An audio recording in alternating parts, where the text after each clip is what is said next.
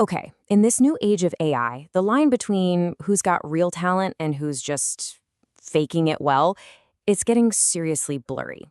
So this whole explainer is going to boil down to one big question. Are you a contender, someone who's actually building skills that last? Or are you a pretender, just looking the part? It's time we figure that out. Now, this might sound a little dramatic, but it's a real story. Picture this. It's the year 1054. Astronomers all over the world look up and see this new star. And it's so bright you can actually see it during the day. Wild, right? Well, today we know that star as the Crab Nebula. It's what's left over from a massive supernova. But here's the really mind-bending part. The light they were seeing was from an explosion that had happened centuries before. By the time that brilliant light reached Earth, the star itself was long, long gone. And you know what? That is a perfect metaphor for what's happening in the workplace right now. We all know people like this. They seem to shine so brightly, but if you look closer, that light is just a reflection of things they did years ago. Their creative core, that engine that generates new ideas, it's gone cold. These are the daylight supernovas of the office. And AI? Well, AI is making it easier than ever to become one. So let's talk about this daylight supernova, the pretender. On the surface, they look amazing. But that brilliance, it's just an echo of the past, and it's being amplified by all this new technology. Here is the absolute heart of the problem. With AI, anybody's proposal can suddenly sound like it came from a top-tier consulting firm. It can write your emails, code your reports, make you look like a genius. But that's the new reality we're in. That surface-level competence, that initial wow factor, it is now incredibly easy to fake. It seems harmless, doesn't it? I mean, you get your work done faster, it looks fantastic. So what's the big deal? What's the actual risk here? What's the hidden price you pay for letting the machine do all the heavy lifting? And here it is. This is the gut punch.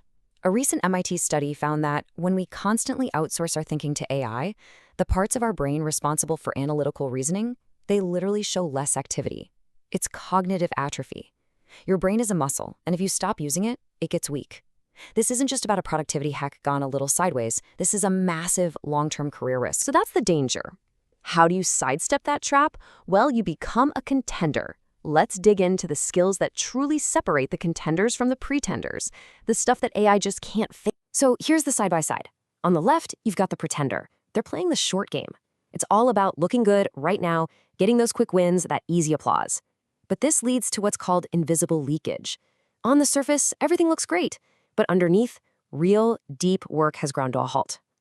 The contender, on the other hand, is focused on these durable traits that provide real, lasting value. So what do these things actually look like in the real world?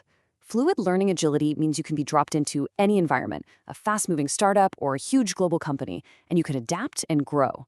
Resilience is about staying steady when the pressure is on and things are going sideways.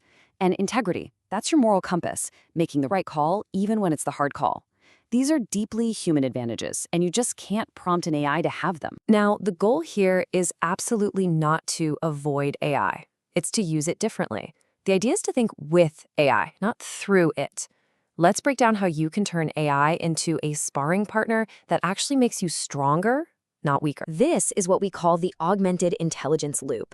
It's a 6-step process to build those cognitive muscles. Step 1, and this is key, start with your brain. Form your own hypothesis before you even touch a prompt. 2, treat whatever the AI spits out as a rough first draft, something for you to build on. 3, give it context, your data, your specific problems. 4, use the AI to attack your own ideas to play devil's advocate. 5, measure the delta. What unique value did you add versus the machine? And 6, reflect. Understand the why behind the changes you made. This whole loop keeps you in the driver's seat. All right, it is time to turn the lens on ourselves. This next part is a quick little self-check. Be honest with yourself here. Nobody else is listening. Let's just see where you might fall on that contender-pretender spectrum. Okay, here are 10 simple yes or no questions. Just take a second, you can even pause if you need to, and keep a mental tally of how many times you can honestly say yes. For instance, do you actually use the time AI saves you to learn something new? Do you look for feedback even when things are going great? And here's the big one. If the AI went down for a whole week, would you still be valuable? Go on, get your score. So how'd you do? If you got 8 to 10 yes answers, That's awesome. You are solidly in the contender zone. If you're somewhere between 5 and 7, you're kind of on the borderline, with a little risk of slipping into some pretender habits.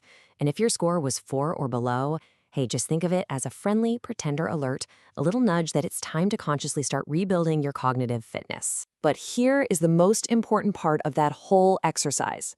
No matter what your score was, it's not permanent. Unlike those supernovas we talked about at the very beginning, a career that's maybe started to fade a bit can absolutely be reignited. So how do you do that? Here are 3 concrete things you can start doing. First, actively build your adaptability.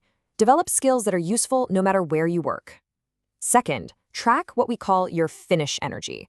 Make a real effort to see your projects all the way through to the end. And third, strengthen your moral compass. So when AI hands you this incredible new power, you already know how you're going to use it for good. Let's wrap up with this final thought. The real challenge here isn't just about spotting pretenders or faking it till you make it. It's about looking in the mirror and recognizing that before we can make AI any smarter, we first have to get a handle on our own biases, our own mental shortcuts, basically our own natural stupidity. That is the real frontier.